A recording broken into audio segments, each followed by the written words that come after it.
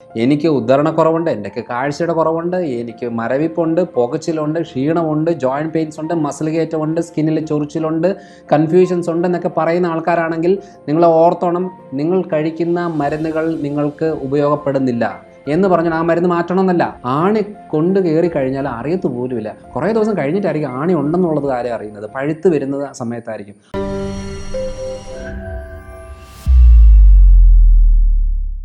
അതായത് ഒത്തിരിയേറെ ആളുകൾ ചോദിക്കുന്നൊരു കാര്യമാണ്, ഞാൻ രാവിലെയും ഉച്ചയ്ക്കും വൈകിട്ടും പ്രമേഹത്തിന് ഗുളിക കഴിക്കുന്നുണ്ട്, അതേപോലെ തന്നെ രാവിലെ വൈകിട്ടും ഇൻസുലിൻ എടുക്കുന്നുണ്ട്. ഇൻസുലിൻ ഞാൻ രാവിലെ 60ഉം വൈകിട്ട് 40ഉമാണ് എടുക്കുന്നത്. പക്ഷേ എൻ്റെ പ്രമേഹം എന്ന് പറയുന്നത് ഞാൻ ഫാസ്റ്റിംഗ് ഒക്കെ നോക്കുമ്പോൾ 250ഉം 300ഉം ഒക്കെ കിടക്കുന്നത്. ഇനി എനിക്കറിയില്ല, ഞാൻ എപ്പോൾ പോയിട്ട് ഡോക്ടറോട് പറഞ്ഞാലും ഒരു കാര്യം ചെയ്യ്, ഇൻസുലിൻ കൂട്ടിക്കോ എന്ന് പറയുന്നത്. ഞാൻ കൂട്ടി ഇപ്പം എന്തോരമാണ് കൂട്ടുന്നത് എനിക്കറിയില്ല. എനിക്കിപ്പം കാര്യം മനസ്സിലായി, എൻ്റെ ശരീരത്തിൽ ഈ പറയുന്ന ഗുളികകളോ ഈ ഇൻസുലിനോ ഒന്നും ആക്ട് ആകുന്നില്ല. എനിക്ക് മനസ്സിലാകുന്നില്ല എന്തുകൊണ്ടാണ് ഇത്രയും മരുന്ന് കഴിച്ചിട്ട് എൻ്റെ പ്രമേഹം മാറാത്തത്. കാരണം പല സാഹചര്യങ്ങളിൽ സംഭവിക്കുന്നത് എന്താ, കാലിന് മരവിപ്പുണ്ടാകുന്നു. ഇപ്പോൾ കാല് പിടിച്ചാലേ അറിയുന്നില്ല, അത്രയൊക്കെ പ്രശ്നമാണ്. ചെരുപ്പിട്ടാൽ അറിയുന്നില്ല, ചെരുപ്പ് തെന്നിപ്പോയാൽ അറിയുന്നില്ല, ഒന്നും മനസ്സിലാകുന്നില്ല. ഏത് വിരലിൽ ടച്ച് ചെയ്യുന്നു മനസ്സിലാകുന്നില്ല.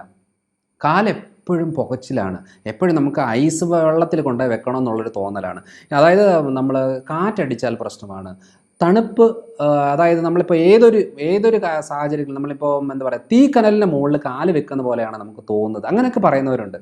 ശരീരത്തിൽ മൊത്തം ചൊറിച്ചിലാണ്, എവിടെ തൊട്ടാലും ചൊറിച്ചിലാണ്. അതേപോലെ കൺഫ്യൂഷനാണ്, രാവിലെ എഴുന്നേക്കാൻ ബുദ്ധിമുട്ട്, അല്ലെന്നുണ്ടെങ്കിൽ ഞാൻ ഏത് തീരുമാനം എടുക്കണം എന്നുള്ള കാര്യങ്ങൾ, ഇനിയിപ്പോൾ എവിടെയെങ്കിലും പോകുമ്പോൾ അങ്ങോട്ട് പോകണോ ഇങ്ങോട്ട് പോകണോ എന്നുള്ളൊരു കൺഫ്യൂഷൻസ് വരുന്നത്, ചിലപ്പോൾ ഓർക്കത്ത് പോലും ഇല്ല ഞാൻ എന്തിനാണ് ഇവിടെ വന്നത് എന്നൊക്കെ കാര്യങ്ങൾ വരും. ഇത് ന്യൂറോളജിക്കൽ പ്രശ്നങ്ങളാണ്. അതേപോലെ തന്നെയാണ് ഫുൾ ടൈം ക്ഷീണമായി, എവിടെയെങ്കിലും കിടന്നാൽ മതി, എവിടെയെങ്കിലും ഇരുന്നാൽ മതി. ആ പണ്ടൊക്കെ ഓടി നടന്ന് എല്ലാ കാര്യങ്ങളും ചെയ്യുമായിരുന്നു, ഇപ്പോൾ അതിനുള്ള ഒരു താല്പര്യമൊന്നുമില്ല. ഇതൊക്കെയെന്ന് പറയുന്നത്, നമ്മൾ എത്രയൊക്കെ മരുന്നെടുത്താലും പ്രമേഹം കൺട്രോളിൽ വന്നില്ലെങ്കിൽ അത് എല്ലാ അവയവങ്ങളെ ബാധിക്കും. അപ്പോൾ അങ്ങനെ വരുമ്പോഴാണ് നമ്മൾ ആ ഒരു രീതിയിലുള്ള ചികിത്സ മാത്രമല്ലാതെ അതിന് വേറെ കാര്യങ്ങൾ ചെയ്യണം. ചിലർ പറയുന്നുണ്ട്, ഞാൻ ഫുഡൊക്കെ നന്നായിട്ട് കൺട്രോൾ ചെയ്യാണ്, കുറച്ചേ കഴിക്കുന്നുള്ളൂ, അപ്പം ഞാൻ കഴിച്ചില്ലെങ്കിലും ഷുഗർ കിടക്കുന്ന 200-ലാണ്, എനിക്കറിയില്ല എങ്ങോട്ടായി പോകുന്നത്, ഷുഗർ എങ്ങോട്ടായി കയറി പോകുന്നതെന്നുള്ളത്.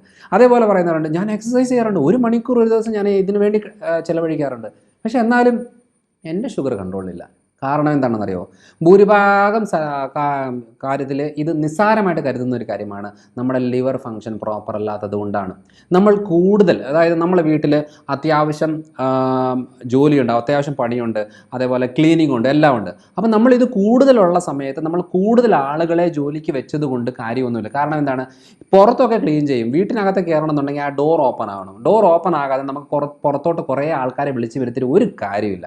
അപ്പോൾ അങ്ങനെ ഡോർ ഓപ്പൺ ആകാതിരിക്കുന്നത് കൊണ്ടാണ് നമുക്ക് ഇൻറ്റർണൽ ഓർഗൻസ് പ്രോപ്പറായിട്ട് ഫങ്ഷനിങ് അല്ലാത്തത് കൊണ്ടാണ് കൂടുതൽ ഗുളികകൾ ഇട്ടാലും കൂടുതൽ ഇൻസുലിൻ ഇട്ടാലും ഒന്നും ഏക്കാത്തത്. അതിന് നമ്മൾ ചെയ്യേണ്ടത് എന്താണ്, ഇവിടെ ആളുകളെ കൂട്ടിയത് കൊണ്ട് പ്രശ്നം മാറത്തില്ല. ഇവിടെ ചെയ്യേണ്ടത് എന്താ, ആ ഡോർ ഓപ്പൺ ചെയ്താൽ മാത്രം മതി. ഡോർ ഉള്ളിൽ അതൊന്ന് തുരുമ്പൊക്കെ പിടിച്ചതാണെങ്കിൽ അതങ്ങ് ക്ലിയർ ആക്കിയിട്ട് ഡോർ ഓപ്പൺ ചെയ്ത് കൊടുത്താൽ ഇത്രയും പേരുടെ ആവശ്യമൊന്നുമില്ല. രാവിലെ ഉച്ചയ്ക്കും വൈകിട്ടും ഗുളിക എടുക്കണമെന്നോ 2 നേരം ഇൻസുലിൻ എടുക്കണമെന്നോ ആവശ്യമൊന്നുമില്ല. ചെറിയ ഡോസേജിൽ തന്നെ അത് ഉപയോഗപ്പെടും. അതുകൊണ്ട് തന്നെ ചെയ്യേണ്ടത്, നമ്മുടെ ആന്തരിക അവയവങ്ങളെ പ്രോപ്പറായിട്ട് പ്രവർത്തിപ്പിച്ചാൽ മാത്രം മതി. അത് പ്രവർത്തിപ്പിക്കണമെന്നുണ്ടെങ്കിൽ അതിന് വേണ്ടുന്ന മെഡിസിൻസും ലൈഫ് സ്റ്റൈലും ഫുഡ് ഹാബിറ്റ്സുമാണ് വേണ്ടത്.